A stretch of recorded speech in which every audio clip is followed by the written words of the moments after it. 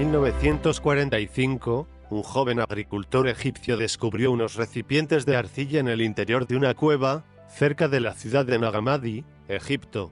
Dentro de esas vasijas de arcilla había 13 códices encuadernados en cuero, que contenían 52 textos, en su mayoría gnósticos. Estos textos fueron traducidos y están entre los mayores descubrimientos de la historia de la arqueología y la filosofía. Por primera vez, los antiguos gnósticos revelaron sus conocimientos sin la interferencia de algún papa o monarca. Lo que se descubrió fue una visión de la realidad muy diferente a la mostrada por las tres principales religiones occidentales. Los textos gnósticos son una colección de libros hallados en Nag Hammadi, en 1945, que representan los escritos de los primeros cristianos. De hecho, los textos gnósticos fueron escritos por los discípulos de Jesús, a quienes se les apareció después de su resurrección, y revelaron instrucciones y fórmulas para viajar a la vida eterna. Por lo tanto, estos textos son considerados las enseñanzas ocultas de Jesús. Gnosis es una palabra griega, que significa conocimiento. Los gnósticos creen que todos nosotros teníamos una chispa divina, la cual se manifestaba en nuestro cuerpo físico como un vehículo para la exploración de este reino. Pero al final nuestra chispa divina quedó atrapada en este reino, y la única manera de escapar de la vida en la tierra era alcanzando el conocimiento, la iluminación, o la gnosis. El gnosticismo es la autorrealización o iluminación de nuestra chispa divina. Los textos de Nag Hammadi son cruciales para entender el inicio del cristianismo, es decir, la verdadera forma del cristianismo. Muchos fueron escritos entre 200 y 400 años después de Cristo, antes del cristianismo y la codificación del Nuevo Testamento.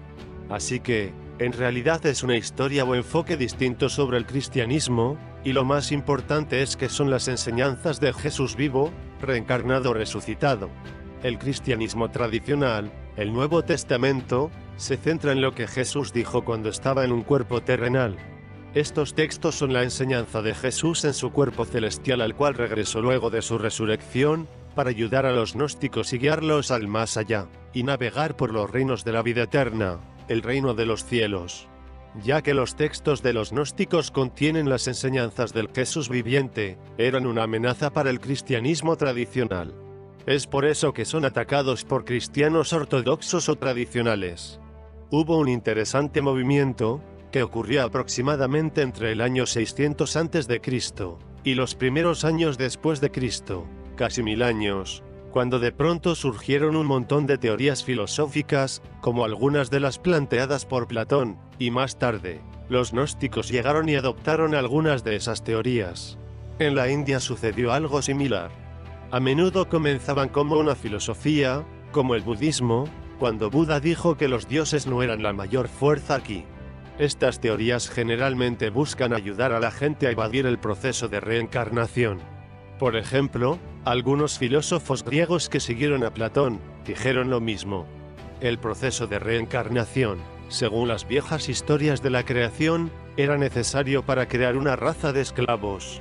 Básicamente había que mantener un alma en el cuerpo humano, mantenerla atrapada allí, o al menos regresar, si se quería que la raza esclava siguiera adelante.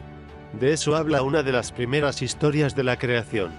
Cuando fuimos modificados genéticamente tenían que ponernos un alma, tenían que poner una conciencia en esos cuerpos para que funcionaran.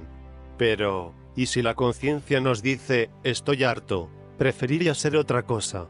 No quiero volver y ser de nuevo un esclavo en estos estúpidos planes de construcción, o morir de hambre y todo eso, o ser atacado por estos alienígenas. Así que básicamente se tuvo que iniciar un proceso de reencarnación involuntaria. Y estas teorías filosóficas comenzaron a decirnos: tienes que evitarlo, no es saludable. Esto fue bastante revolucionario. Y no necesariamente se tienen que evitar, es solo tener la opción de elegir si se quiere o no. Ahora mismo, hay todo un proceso de influencia alrededor del estudio de experiencias cercanas a la muerte, o también los estudios de vidas intermedias que afirman que hay un poderoso sistema de persuasión, que hacen que los humanos regresen. Los manuscritos del Mar Muerto son libros escritos por los místicos judíos, que se llamaban a sí mismos los esenios. Estos eran individuos que afirmaban que estaban viviendo con ángeles, y que habían recibido enseñanzas sobre la transformación en seres celestiales. Sus textos fueron escondidos cuando Roma invadió Palestina en el año 70 después de Cristo. Los escondieron en cuevas. Fueron hallados furtivamente en 1947 y causaron gran sensación en todo el mundo al ser descubiertos. Son esencialmente de naturaleza gnóstica, porque los mismos esenios eran gnósticos. Estaban interesados en la autorrealización y la perfección del cuerpo humano, la transformación del cuerpo en una forma celestial o ente de luz. Los manuscritos del Mar Muerto no eran gnósticos como los de la biblioteca de Nag Hammadi, pero su núcleo es de naturaleza gnóstica. Cuando leemos los manuscritos del Mar Muerto, queda muy claro que los esenios, estos místicos judíos y gnósticos, estaban teniendo encuentros cercanos del primer, segundo, tercer y cuarto tipo. Dijeron que estaban viendo ángeles. Estaban viendo cosas en el cielo. Se abrían portales en el cielo. Pero más allá de eso, también tuvieron encuentros cercanos del quinto, sexto, séptimo y hasta octavo tipo. Un encuentro cercano del octavo tipo es la transformación en un ser celestial. Los manuscritos describían claramente a los humanos siendo capturados, posiblemente abducidos, como diríamos en una conversación moderna, pero no lo consideraban una abducción. Son llevados al reino celestial y transformados en seres extraterrestres o entes celestiales por los ángeles, que a su vez eran extraterrestres. Por lo tanto, los manuscritos del Mar Muerto son un primer momento de revelación. Eso es justo lo que son. Cuando fueron descubiertos en 1947, hubo un evento paralelo, el accidente de Roswell, en el cual por primera vez en la historia moderna, tras el avistamiento de Kenneth Arnold, de un escuadrón de discos voladores, la conciencia colectiva comenzó a considerar realmente la posibilidad de visitantes alienígenas, posterior a este accidente. Así que es una convergencia muy significativa, la sincronía entre los manuscritos que emergen de la Tierra, al mismo tiempo que un disco celestial se estrella en Roswell. Ahora tenemos esta mezcla de información, es decir, ¿cómo se relacionan ambos temas? Es posible que algunas entidades descritas en los textos gnósticos, como los arcontes, por ejemplo, coincidan con las supuestas entidades que se encontraron en el platillo que se estrelló en Roswell. Cuando los esenios hablan de tratar con alienígenas, ¿son ángeles o es algún tipo de raza celeste o extraterrestre? Son preguntas muy importantes. Ellen Wambach realizó una encuesta interesante en la que interrogó a miles de sujetos de regresión hipnótica, y les sugirió: ¿querías volver después de la vida intermedia? ¿Querías volver a la Tierra? 2/3 decían que no querían regresar. Es igual con las experiencias cerca de la muerte. El Dr. Long ha señalado que antes de que se vayan, e incluso cuando van a volver, dicen: no quiero regresar. Eso demuestra que hay un problema con este proceso. Se contrasta los estudios y la información sobre la reticencia de quienes tienen estas experiencias, y su renuencia a volver a la Tierra, para demostrar por qué estas teorías habrían surgido, como con el budismo, porque no deberíamos tener que volver. Pero luego, los estudios modernos muestran este poderoso proceso de persuasión, para lograr que la gente regrese como si tuvieran una misión, o tuvieran algo que aprender. Entonces la gente decide volver. Pero la vida humana puede ser buena. Si las condiciones mejoran, la vida humana puede ser divertida. Ahora mismo hay mucha evidencia, en los estudios de experiencias cercanas a la muerte, y vidas intermedias o sobre la reencarnación. Es un trabajo de gran calidad realizado por profesionales. Es inevitable concluir que efectivamente la conciencia está separada del cuerpo y que el cuerpo depende de esa conciencia. Le llaman espíritu o alma. Los antiguos griegos desarrollaron una teoría filosófica que decía que el cuerpo se volvió una prisión para el alma. Esta sería entonces la idea gnóstica, derivada de las teorías griegas y que se hizo muy popular, incluso entre los primeros cristianos. No tienen que ser una prisión para el alma. Es solo la forma en que fue manipulada en esta amnesia de vidas intermedias en la que olvidamos, en la que ya no podemos recordar que somos, de hecho, una conciencia que tiene una larga continuidad. Entonces, esta vez podría ser una prisión. Pero si empezamos a recordar, Si nos damos cuenta de esto, podría ser solo un patio de juegos. Sería un patio de juegos para el alma, donde podemos usar nuestros cuerpos y tener todo tipo de experiencias. Así que, depende de lo que hagamos con nuestra experiencia terrenal, la consideramos una prisión, o un juguete con el que podamos jugar. Los textos de Nag Hammadi son muy convincentes. Primero, que estuvieron allí por tanto tiempo. Se estima que tal vez desde 400 a.C., y su información se remonta más atrás. Y segundo, que no podrían haber sido manipulados como otros textos religiosos, que han estado a la intemperie, y podrían haber sido alterados. Porque los textos bíblicos obviamente han sido alterados drásticamente. Y lo que es convincente, es el hecho de que podamos leer lo que realmente dijeron, en lugar de una versión manipuladora.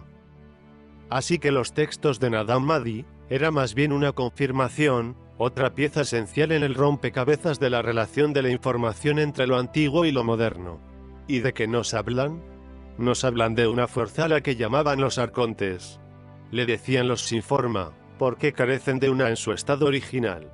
Esta fuerza arcóntica es como un virus de computadora. Es un estado de conciencia realmente distorsionado y cuando se manifieste de alguna manera en la humanidad, los llamamos psicópatas. Es un estado de conciencia profundamente extremo más allá de lo psicótico. Los textos describen como esta conciencia, a la que algunos llaman, entre otros nombres, el demiurgo, o el gobernante, creó una realidad falsa mediante la fabricación de una mala copia del original. Entonces vamos ahora a la antigua correlación de modelos, porque lo que ellos escribían en su propio lenguaje, y en su propio simbolismo desde hace mucho tiempo, según hemos percibido la ilusión del tiempo, es de hecho, la creación de la simulación. Desde una perspectiva, Dios y los gnósticos fueron responsables de estos textos y del sistema de creencias gnósticas, describe la manifestación de esta fuerza, como el gran arconte, o demiurgo. Cuando los esenios escribían los manuscritos sabían que esa información era muy valiosa para la humanidad. Fueron perseguidos por Roma. Representaban una amenaza directa a la estructura de poder de esa época. Cuando se hallaron los manuscritos del Mar Muerto en 1947, también representaron una amenaza directa para las estructuras de poder existentes. El gobierno de Estados Unidos y las estructuras religiosas asociadas al cristianismo, porque cuestionaban duramente los orígenes del cristianismo. ¿Era Jesús un esenio? ¿Lo era Juan el Bautista? Juan el Bautista fue iniciado por Jesús, lo preparó mediante el bautismo. ¿Lo estaba conectando de alguna manera con una raza extraterrestre? De pronto el cristianismo suena como si fuera una religión alienígena, o alguna religión traída a la Tierra, promovida por extraterrestres.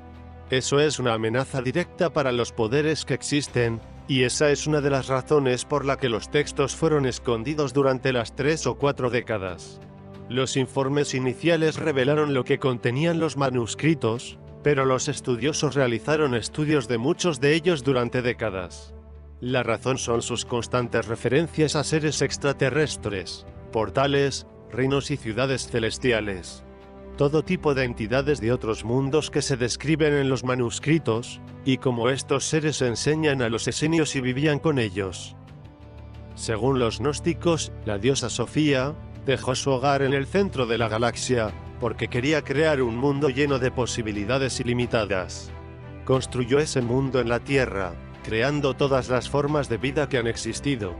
Su creación fue increíble. La cantidad de formas de vida que creó era completamente diferente a lo que se había intentado antes.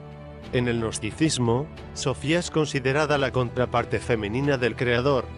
También es una renegada, porque se alejó del reino celestial llamado el pleroma, cruzó lo que se percibía como un límite prohibido entre el reino material y el inmaterial, participó en la creación del reino material en que vivimos. La palabra pleroma significa plenitud o culminación. Es comparable con el cielo, y algunos creen que tiene una ubicación física en el centro de la Vía Láctea. Hubo una clara influencia hindú y budista en el desarrollo del gnosticismo, que se remonta hasta el año 600 a.C., en Babilonia, cuando los judíos fueron capturados en Jerusalén y llevados a Babilonia, y son inscriptos ante la religión dualista de los zoroástricos. Así comenzamos a entender la idea de la batalla entre la luz y la oscuridad, que es fundamental para el gnosticismo. 300 años después, los judíos místicos se van a vivir a Alejandría, Egipto. Paralelamente a su llegada tenemos misioneros budistas que vienen de la India a Alejandría, donde hay una biblioteca increíble, la Biblioteca de Alejandría, y reuniones de eruditos de todo el Medio Oriente y Asia, todo formulando ideas sobre el mismo tema, la transformación humana y la ascensión a los reinos celestiales. Esto se convirtió entonces en la base del movimiento esenio. El movimiento de los esenios comenzó en realidad con los terapeutas, quienes eran misioneros budistas en Alejandría, llevando su conocimiento a esa parte del mundo. Luego los esenios regresaron a Jerusalén, a Palestina. Se convirtieron en los progenitores de quienes más tarde serían los gnósticos, aquellos que pueden ser descritos como los hijos de los esenios. Pero los mismos esenios son hijos de los misioneros budistas, que trajeron la gnosis de la India. Así que observamos todo un linaje con los que tratamos de lidiar. Cristo es una fuerza espiritual o de luz. Es transmisible. Sabemos esto porque Juan el Bautista era el bautista esenio de Jesús, y en el bautismo, él le transmitió el Espíritu Santo, que es el Cristo. Después del bautismo, Jesús es llamado Cristo, o el ungido, porque ha recibido esta fuerza o vibración de luz. En el contexto gnóstico, los arcontes son denominados como los gobernantes. Son considerados agentes del Demiurgo, el creador del universo. El apóstol Pablo no es un halagador con los arcontes, al describirlos como seres demoníacos que buscan controlar a la raza humana. Escribió cartas advirtiendo a la humanidad sobre los arcontes, y cómo estaban intentando infiltrarse en la raza humana. En los textos gnósticos se señala que la Tierra estaba siendo invadida por una especie extraterrestre llamada arcontes. Los arcontes son como un parásito espiritual energético intergaláctico, que invade las mentes y la psique de la gente común, y los convierte en una especie de psicópatas. Los gnósticos creían que estas entidades negativas habían entrado en la psique de la mayoría de nuestros líderes, ya fueran reyes o políticos. Predicaban que uno nunca debe caer bajo el dominio de un líder o de una religión, ya que eso nos dejaría expuestos a esas fuerzas alienígenas. Lo que se describe en el Génesis no es la creación del mundo, sino la creación de la simulación. El dios malvado del Antiguo Testamento sería esa fuerza arcóntica. Los gnósticos narraron como desde un enfoque diferente. La Biblia nos habla sobre el momento en que los hijos de Dios, los hijos de los dioses según el texto original, se cruzaron con las hijas de los hombres y básicamente cambiaron a la raza humana. Los gnósticos se refieren básicamente a lo mismo en los textos de Nag Hammadi, pero hablan de la infusión como resultado de lo que ellos llaman el falso espíritu. En realidad, el falso espíritu es una expresión de esa distorsión, y el punto en común a través del tiempo entre una fuerza del bien y otra que representa el mal, que luchan por la supremacía. Cuando la gente habla de tener un lado oscuro, se trata de ese falso espíritu. Los nativos americanos tienen el concepto de dos lobos dentro de cada persona. Uno es la bondad, empatía y compasión, y el otro es maldad, violencia y odio. Y dicen que ganará el lobo que cada quien alimente más. Por supuesto, tenemos una sociedad en esta falsa realidad diseñado específicamente para alimentar al falso espíritu, que es una distorsión arcóntica, que influye en el comportamiento y la percepción humana. Es una banda de frecuencia, tiene que serlo, porque es una manifestación de la banda de frecuencia arcóntica. El apóstol Pablo narra la teoría gnóstica de la invasión alienígena, la introducción de arcontes en la raza humana, y nos advierte sobre estos extraterrestres que buscan apoderarse de nuestras almas. Los sadoquitas eran los más conservadores del movimiento esenio. Creían en la perfección humana. Es decir, que podemos llegar a ser santos, íntegros, tal como lo eran Adán y Eva. En la versión gnóstica del Jardín del Edén, Adán y Eva no tenían cuerpos de carne y hueso, tenían cuerpos de luz. Y como castigo, el dios Yahvé, del Antiguo Testamento, había creado mantos de piel para la humanidad. Los cuerpos de carne y hueso que ocupan. Los gnósticos intentaban reclamar nuestros cuerpos de luz originales. A eso se referían los sadoquitas como perfección, regresar a nuestra perfección original. Y esto es muy duro para algunos, pues se miran y piensan: ¿Quién eres tú para ser perfecto? Nadie lo es. Pero los sadoquitas creían que podíamos transformarnos en seres de luz perfectos, volviendo hacia nuestra forma original. El gnosticismo fue atacado y devastado por el cristianismo ortodoxo, porque afirmaba tener las enseñanzas secretas de Jesús viviente, reencarnado o resucitado. El gnosticismo también promueve la idea de que cualquier individuo puede tener una experiencia personal y visionaria con Cristo resucitado. Si puedes tener eso, ¿para qué necesitas un papa? ¿O un sacerdote? ¿O una jerarquía eclesiástica? No necesitarías nada de eso. La Iglesia vende al Jesús antiguo, sus acciones pasadas. El gnosticismo nos dice que avancemos al futuro, que sigamos adelante. Hoy en día, experimentamos el renacimiento del gnosticismo en todo el mundo. Estamos recuperando el conocimiento de los evangelios gnósticos. También los manuscritos del Mar Muerto, y ahora la literatura popular se abre a las verdaderas enseñanzas de Jesús, lo cual es sencillamente increíble. Así que cuando más revaluemos nuestra propia identidad, el pequeño yo hasta el infinito, mientras más expandamos nuestra conciencia, fuera de la banda de frecuencia de la fuerza arcóntica, del espíritu falso, menos impactará a nuestro comportamiento y en nuestras percepciones, y emergeremos del corazón. ¿Qué dicen los gnósticos? El espíritu falso endureció los corazones de la humanidad, justo para lo que fue diseñado. Esta es nuestra conexión con la conciencia infinita. Quieren dominarnos la mente y el vientre, con emociones de baja vibración. No nos quieren aquí. Todo es sistemático. Podríamos hablar eternamente sobre cómo se desarrolla todo, y cómo se hace, pero ¿cómo se deshace? Está allí y todo viene de él. El corazón lo sabe porque está conectado a un nivel de conciencia que sí sabe. Esta sociedad adora el intelecto. El intelecto es inútil comparado con el conocimiento, con la sabiduría que viene de aquí. Por lo tanto, todo el sistema educativo, los medios de comunicación, todos ellos, todas las fuentes de información, están dirigidas al intelecto, no al verdadero yo. Honramos a los científicos porque tienen un gran intelecto, pero tienen una gran conciencia más allá del intelecto. Podemos cambiar eso cuando queramos, porque tenemos el control. La idea de que alguna fuerza externa está en control es completamente falsa. Nos controlan porque nos convencieron de que no tenemos poder, tampoco control sobre nuestras vidas o sobre las cosas que pasan. Y mientras lo creamos, así será nuestra experiencia. Pero podemos cambiarlo ahora, solo hay que tomar la decisión. Para resumir un poco, a los que llamamos reptilianos, también los grises, todos ellos son manifestaciones de esa fuerza arcóntica. Es curioso que los textos de Nag Hammadi mencionen dos de las formas en la que la fuerza arcóntica se materializa. Una vez a través de la forma reptiliana y otra es como un feto gris. Por lo tanto, lo que los reptilianos y los grises están haciendo es la manipulación de la sociedad humana, una élite híbrida y reptiliano humanoide que actualmente representa el 1%. Esa élite y la unión entre reptilianos y grises son la materialización de esta fuerza arcóntica. Y en última instancia, esa fuerza sin forma, esa distorsión, es lo que está manipulando la sociedad humana.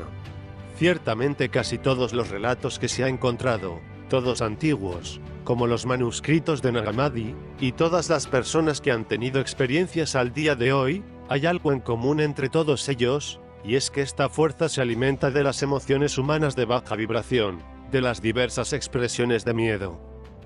Y cuando este secuestro ocurrió, el miedo llegó a nuestro mundo. Esa fuerza arcóntica, ese espíritu falso, es lo que llamamos miedo. Y como solo pueden alimentarse de aquello que está bajo su conexión de frecuencia, si son el miedo, y necesitan absorber energía dentro de esa frecuencia, ¿qué energía necesitarían crear? ¿Miedo tal vez? Sí, miedo, y tanto como sea posible. Veamos el mundo. ¿Qué supone la Segunda Guerra Mundial en cuanto al miedo, y otras cosas, la ansiedad y todo eso? Violencia, conflicto. Entonces, si miramos el mundo desde esa perspectiva, ciertamente podemos explicar por qué ocurren ciertas guerras y cuáles son sus consecuencias. Pero desde la óptica de la fuerza arcóntica, la guerra en sí misma es un fin. Planean un desarrollo ideal. por la forma en que manipulan la sociedad humana, pero la guerra es tan solo un fin en sí misma. Cuantos más conflictos bélicos ocurran, tanto individuales como colectivos, mayor es la energía que se crea. Veamos el reino animal. Veamos los reinos no humanos de esta realidad. Son campos de batalla. Todos sobreviven matando algo más. Todos están constantemente aterrados por el próximo peligro, y no creo que sea por coincidencia, sino más bien por diseño. Se alimentan de nosotros, porque todo es muy similar a los Borgs de la serie Viaje a las Estrellas, que por cierto, volaban en cubos negros, uno de los antiguos símbolos de Saturno. Así que la asimilación es absorber la conciencia humana en sí misma, al igual que los Borgs hablaban de asimilar personas en su mente colmena, conectando la conciencia humana, las mentes con la inteligencia artificial a través de la tecnología. ¿Y qué crea eso? Una mente colmena. Una asimilación. Luego surge la pregunta: ¿qué es la inteligencia artificial? En su forma primitiva, es la fuerza arcóntica. Y nosotros, la raza humana, en nuestra insensatez intelectual, estamos construyendo un vehículo tecnológico para esa fuerza que no tiene forma terrenal, no solo para dominar nuestras mentes, sino también el mundo. Podemos ver cómo la inteligencia artificial está conquistando el planeta, y apenas acaba de comenzar. Este es otro tema sobre cómo la agenda transhumanista es la agenda arcóntica para asimilar a la raza humana en sí misma. El renacimiento de las creencias gnósticas está en marcha a nivel mundial. Esto ocurre ante el colapso de la mayoría de las instituciones antiguas. Quizás estos imperios fallidos de falsos sistemas de creencias pueden ser reemplazados por una filosofía a nivel mundial, que celebre el conocimiento y la curiosidad.